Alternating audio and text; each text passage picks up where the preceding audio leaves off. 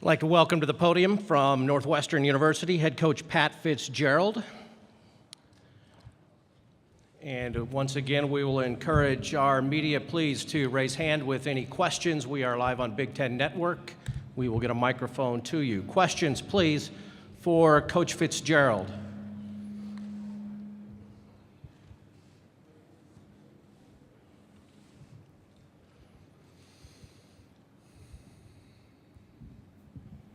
Hi, Fitz. Hey, Teddy, how are you? I'm doing great. Any surprises here so far, and what are you guys, is there anything you need to accomplish today in your prep? I think we got here about 20 minutes ago, so no real surprises at this point. Just honored to be here, excited to represent the Big Ten West, and our guys have earned it. And so what our prep, we've treated this week pretty much like a typical road game. So we have got our Friday routine, just a little bit different aspect for us is we'll come over here to Lucas Oil for a brief walkthrough here in a few minutes, and then back onto our typical Friday afternoon routine. We'll have some meetings, a meal.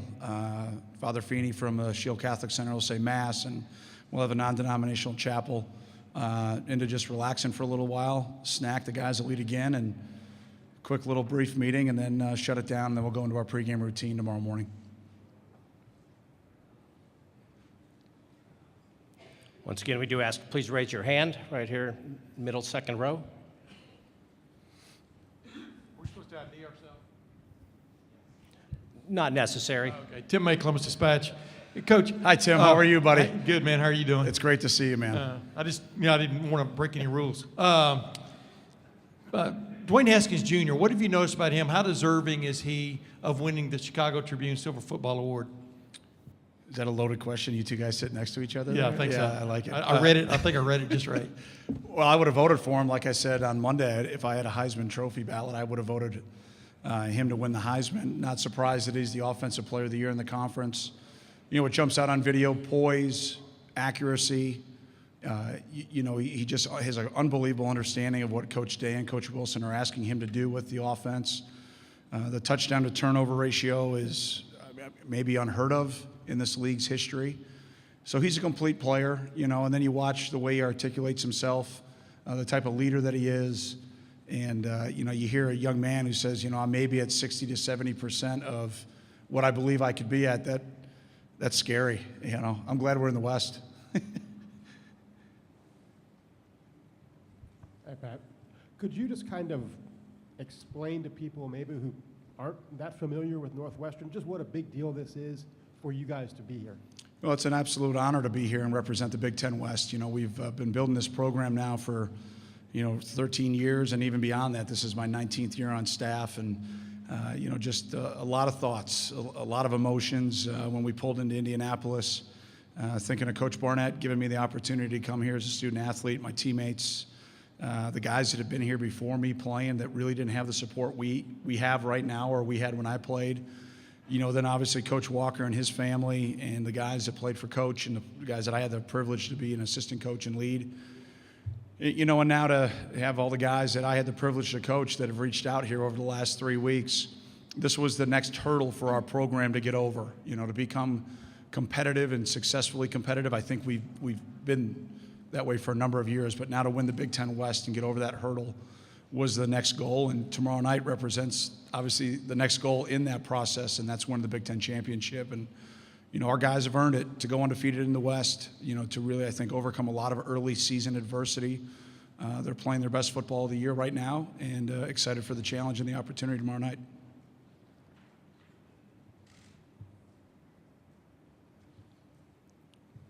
Question back left. Hey, Pat, Ivan Mazel of ESPN.com. Hi, Ivan. It's great to see you, my friend. You too. I assume that a team this veteran is what was the key to getting over the early season adversity. Could you describe the special qualities of this senior class? The most successful senior class that we've ever had. You look at the quarterback, Clayton Thorson, making his 52nd start tomorrow night. I mean, that's unheard of. It's never been done before in Big Ten history. So his durability, his toughness, I think a guy that maybe outside of our program is a little bit underappreciated, and that's okay because in the world we live in today is about stats if you're not putting up these gaudy stats, you must be average. And that's the furthest from the truth when it comes to Clayton. He's our leader. He's the guy that stirs the drink, so to speak. Coming off that tough offseason injury and to rehab the way that he did, and to get himself back in the opener, is nothing less than miraculous. There's other guys like Nate Hall and other players that are in that same category. But yeah, absolutely, the senior class has been outstanding. To walk off Ryan Field last Saturday evening, with the Land of Lincoln Trophy, with the Big Ten West Trophy, it was a real special and surreal moment for us, and just really proud of those guys and excited to have not only tomorrow night's opportunity, then whatever postseason opportunity that we have. I'm 0 for 1 in this press conference for sake of the coaches and knowing who they're talking to. Yes, in answer to the previous question, we will ask you to identify yourselves, please. Second row. Hey, Pat, Adam Rittenberg, ESPN. Hi, Adam. I'm curious how much you talked to the team this week about your own experiences as a player, being on a major stage like you were back then, because they haven't been on a stage maybe quite like this on Saturday. Yeah, they haven't been per se maybe the Rose Bowl, but they've been in some big bowl games, right? You think about our veterans, especially our seniors now. We've found a way to get on the podium in 2 big games. Last year in Nashville, and then 2 years ago, in New York City, and those were great experiences against 2 really good opponents and 2 great atmospheres. We've played in some big games this year. We've already played 2 top 10 teams. This will be our 3rd. So we've been in some big games. Obviously, we've been on the short end of the ones this year, but I think our guys have learned a lot from it. And like I said, I try to keep this as normal of a week as I possibly could. And I think the guys have really stuck to the plan well, and hopefully we'll take that preparation in tomorrow night. Front row.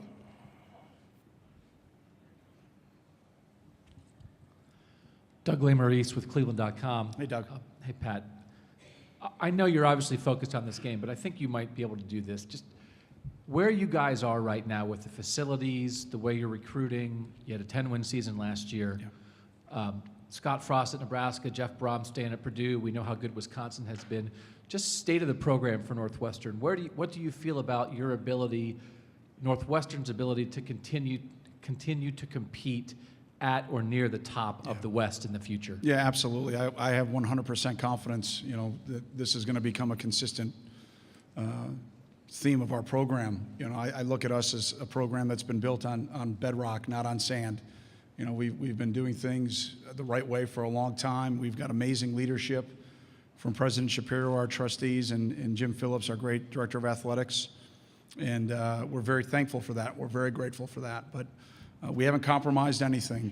To be in a championship game with the #1 GSR in the country, I think shows that we're not only doing the right things on the field to be in a championship game, but continuing to do the right things off the field and recruiting the right guys that fit our program, surround them with amazing academic support, and the culture in our locker room is built on sustainability and consistency, not on cliches and one-hit wonders. So, listen, you've got to earn it to get here, and it's going to take more than talk. It's going to take action. And we've been really close prior to this year, but we weren't able to get over the hump because we needed other people's help based on the way we played and the way we coached. And, we, I think, alleviated that early in the year.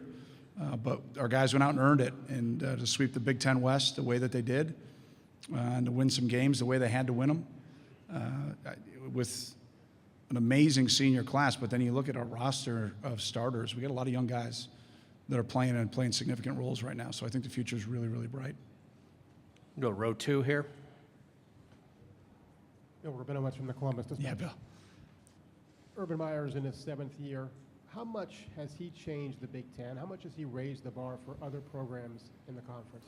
Well, I think when Coach Meyer came in, he brought in national championship pedigree and building a program not only at one place but multiple universities that, made it to the top, made it to championship level. And I think when he came in, he talked a lot about recruiting, talked a lot about fan experience, about atmospheres in the buildings, about being willing to compete nationally. And I think, again, like anyone, talk is talk. I mean, he backed it up with action. He assembled a great staff, and now you look at his record, and it speaks for itself, right? And you look at the coaches that have, been through Ohio State and worked for him at previous stops, and to see the success that they're having as head coaches is really impressive. So you know, I've had the utmost respect for him for a long time. We've known each other for a long time, and you know, I just I tip my hat to him. He just does a wonderful job. Hey Fitz, Josh Friedman from WGN TV. Hi, Josh. How are you, buddy? Good to see you. I think it's 18 guys on your roster from the state of Ohio. Just how important has it been recruiting that state, and any memories or specific stories come to mind about recruiting battles with Urban and some of the other coaches in that state? Yeah, Josh, you know, I think recruiting the state of Ohio, once we leave Chicagoland, which is our backbone, and we're going to start and end our recruiting in Chicagoland, and we have to go win on the academic student athlete in the state of Ohio. It's critically important to the success of our program. This goes back to Ara Parsegian. I mean, I got to become pretty close with Coach, is well documented, and one of the first lunches we had down in Southwest Florida, he talked to me about the importance of Northwestern being able to recruit the academic fit out of Ohio. And you can see, like you said, 18 guys right now. This might be about the average. It's usually a little bit higher, a little bit of an anomaly. I would say recruiting battles against Coach Meyer, I am absolutely over. Yeah, so, you know, he can talk about the ones that he's kicked my rear end on, I guess. But, yeah, no, we haven't beaten the Buckeyes on a recruit yet. So that's the way it goes. Go row 2, stay on the same side. It's Kopaxton Daily Northwestern. I'm curious this week if your players felt any extra excitement or any anxiety, any nerves, different emotional feeling, maybe given the stakes of this game. Well, I hope they're excited. You know, when I met with the Leadership Council on Monday, we talked about the weekly plan, how we're going to go about our business, some really thought-provoking things like what uniform we're going to wear and, you know, the itinerary and things of that nature. And then, you know, we just talked about the attitude that we wanted to approach the week with, and they were the ones that were very clear that although the obvious outcome could be significant, the preparation has to be consistent. How we go about our business, what we do, and how we do things needs to be high and tight and ready to go earn a championship. And I thought they were great every day. I'm not surprised. And, you know, if you rewind back, we were talking earlier about 10 wins last year. I'm not sure we would have had the ability to prepare the way we did, like we did this year with the new Ryan Fieldhouse and Wilson Field. So, you know, the lighting, the size of the facility, the noise that we're able to get in there, without a doubt was huge for our preparation this week. Coach, we'll go back left. Pat, Jordan Strack from WTOL in Toledo. Hi, Jordan.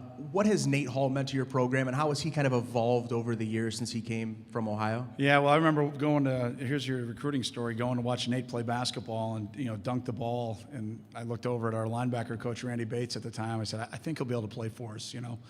His linebacker coach, head coach, couldn't dunk the ball, so he'll be okay.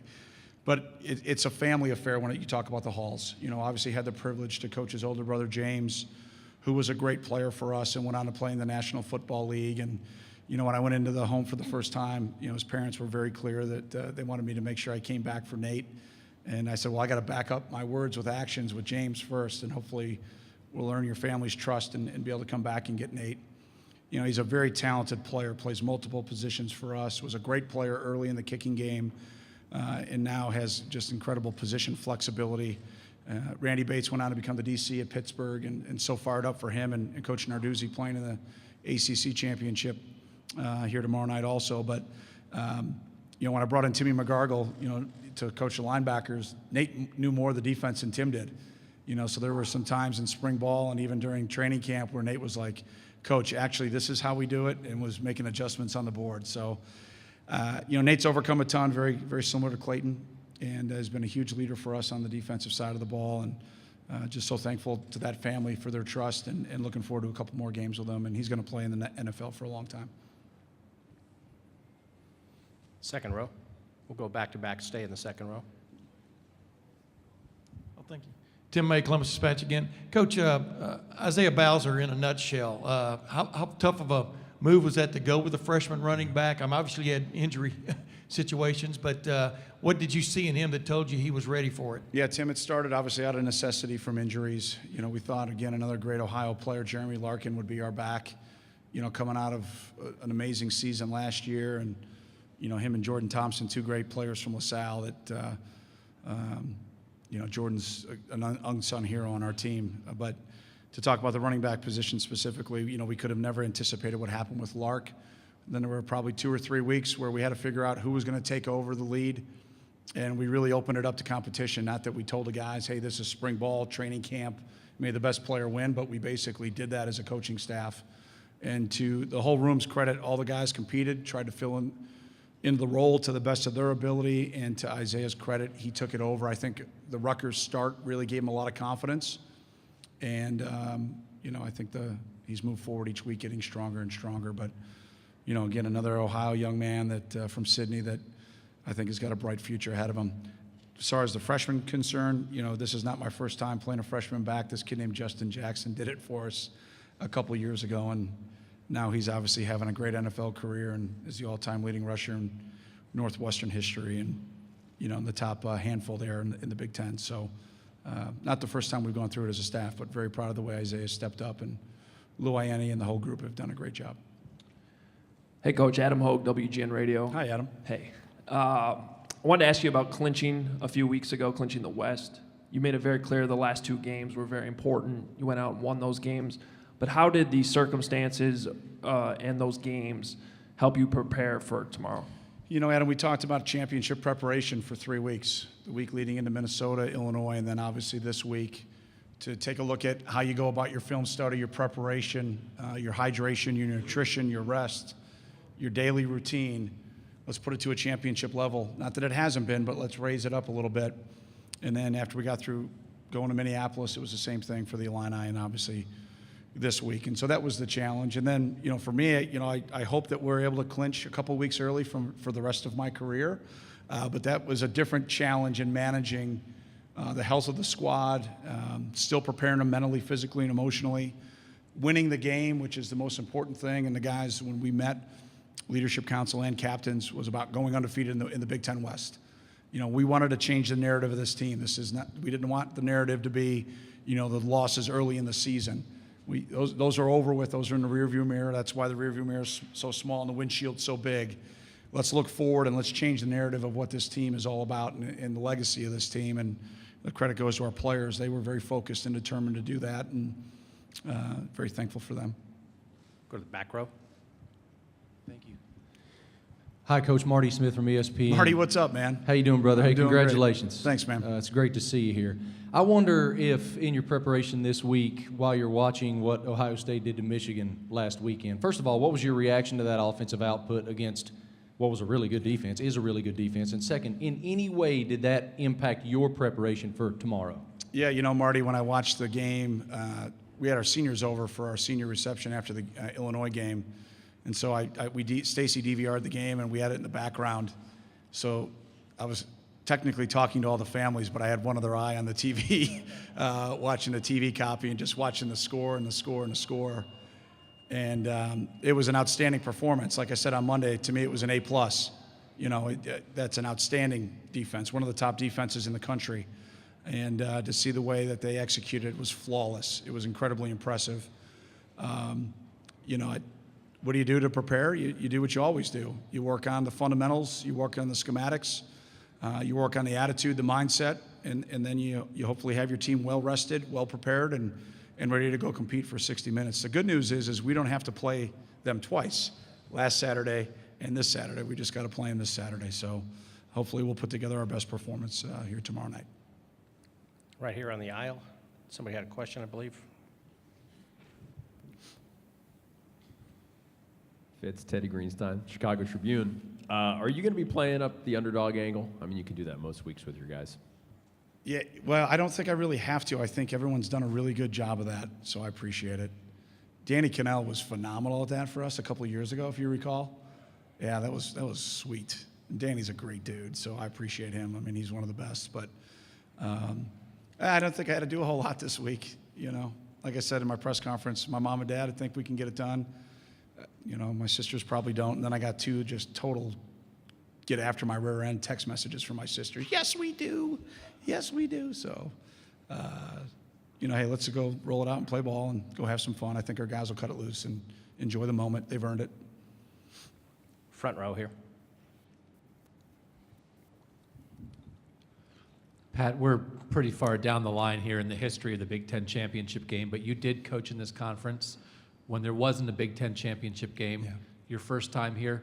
What do you think of this setup? Do you like having the divisions? Do you like having this? What do you just think of this, the way we do this now? Yeah, I'm kind of an old soul, I think. Some people have called me that I'm a traditionalist. I love the bowl season. I think it's unbelievable for college football. I've been a part of a bunch of them now, and the impact that it has on every player's life and the families' lives of not only the players, our coaches, their families, our fans. There's nothing like postseason football in college that brings a university and their alums together. So I'm a big proponent of it. I believe in it, and I hope it never goes away.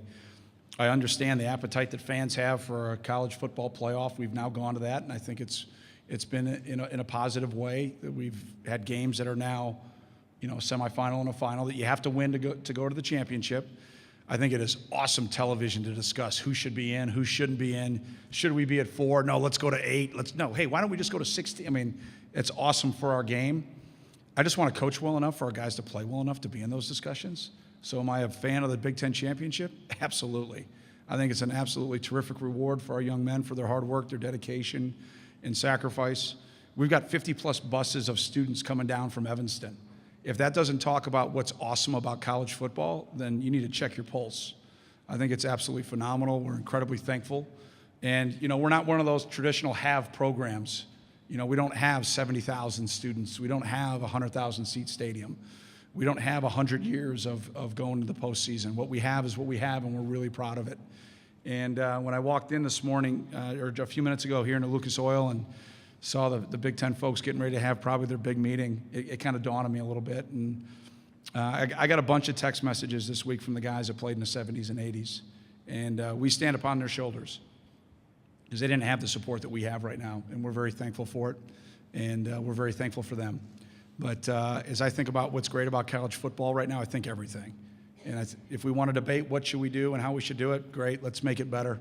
But let's not forget the most important aspect of what is college football, and that's the young men that are in this arena tomorrow night. So whatever decisions we make moving forward, any tweaks, it's no disrespect to fans or alums, or it's what's right for the players. That's what we should do. And everything else, I think for all of us as spectators, I'm a spectator too, should be to lift those guys up. Stay right here, row 2.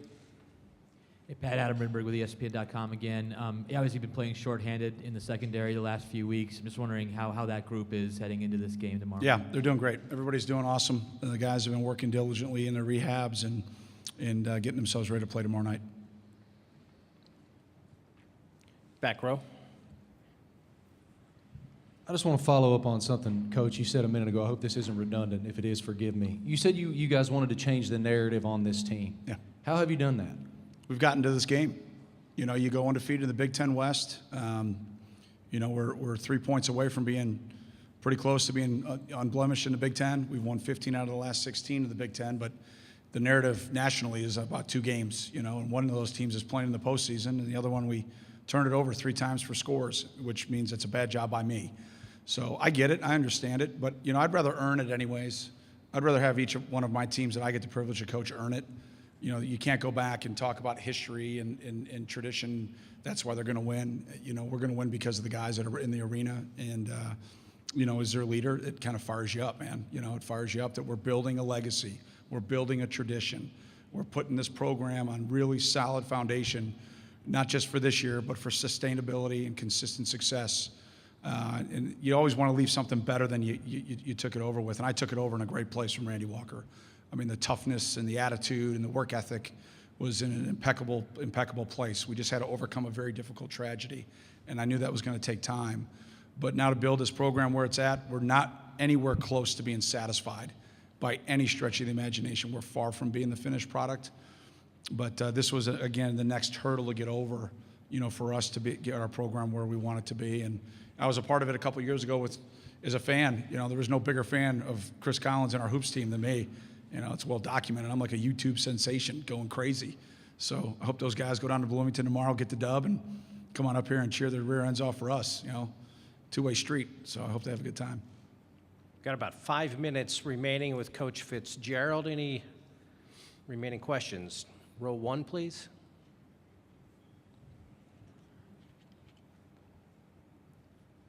Dan Hope from 11 Warriors. Wanted to ask you, a couple years ago when you played Ohio State, they didn't have Ryan Day and Kevin Wilson as offensive coordinators. Just how have they changed the way Ohio State's offense attacks defenses as you prepare for this game? Well, they're outstanding. You know, obviously I've got a great relationship with Coach Wilson. We worked together for a number of years. We've been friends for a long time.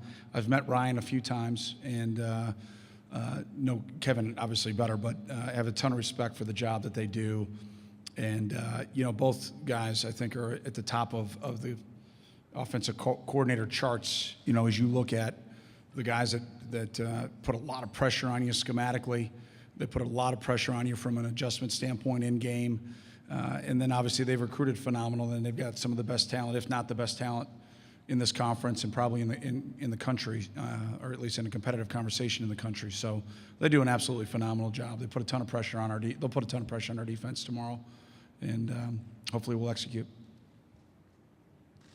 Time for a final question or two. Right here, row 2. Tim May again. Coach, while you were glancing at the screen last Saturday watching Ohio State or the replay, did you also notice that the last 2 weeks they've given up 90 points, their defense has? And I'm just wondering, what do you see about their defense that concerns you, and do you see opportunity also? Yeah, well, Coach Schiano and I are very good friends. He was gracious enough when he was the head coach at Rutgers to give me a day to go spend with him, and he and I talked head coach, corner office stuff on how you manage and run the program. So, known Coach for a long time, and he does a phenomenal job. Some first-time starters, that as you see, they're well coordinated. Maybe just a couple of fundamental breakdowns, maybe a couple of communication breakdowns, and I would say this: the rules are a little bit skewed for the offense in college football. Not that I've been quoted or misquoted on that at all this year. So we won't go back there, but it is what it is, man, to coach defensive football right now. There's linemen downfield and guys are throwing slant routes. It's like, how does this work? I don't quite get this being football, but that is what it is. So I think they do a great job. And what was impressive to me last week was the turnovers caused, their ability to stop the run. They were suffocating in their ability to stop the run, and the big turnovers. And I know Coach Schiano was very involved in the punt block that obviously turned the game around. We'll take one last question. We will ask for any photographers that are with us. We'll do our photo with the coaches in just a moment. If you wish to gather in the center, you may. We'll take one final question, please. Bill Rubino once again from the Columbus Dispatch. When you were a player and now as a coach, I mean, when you were a player, how much did you and the program, how far was Northwestern away from being at Ohio State's level, and now how far is Ohio State, or how far are you from being at Ohio State's level? You've played them close the last couple times. Yeah, I think from when, Coach Barnett, walked into that basketball arena and said he was going to take the purple to Pasadena and had 7,000 people laugh at him. I was a recruit that day in the building. I didn't laugh. I was like, all right, sign me up for some of this stuff. I like this guy. And, my dad kind of looked over at me and was like, this is kind of an interesting statement. Now, we talked about it on the way home. Now, after a number of years, now I know my dad set me up, but that's another story. But we had a long way to go. We obviously had not had success since before I was born as far as a record. But those players, to me, are the ones that jump out to me. Those guys that played in the 70s and the 80s that didn't have the support that we have right now. And I'm very thankful for them. And, like I said earlier, we stand upon their shoulders. But as I look at, where we're at right now, we're nowhere close to Ohio State. We're never going to be close to Ohio State. We're very different. The size of our schools, the locations. We just want to be the best us. We know who we are. We want to be the best Northwestern that we can be. And if we do that consistently, then we'll consistently be in this game. And as we sit here right now and under the current Big Ten structure, that's the goal. The goal is to win the Big Ten West.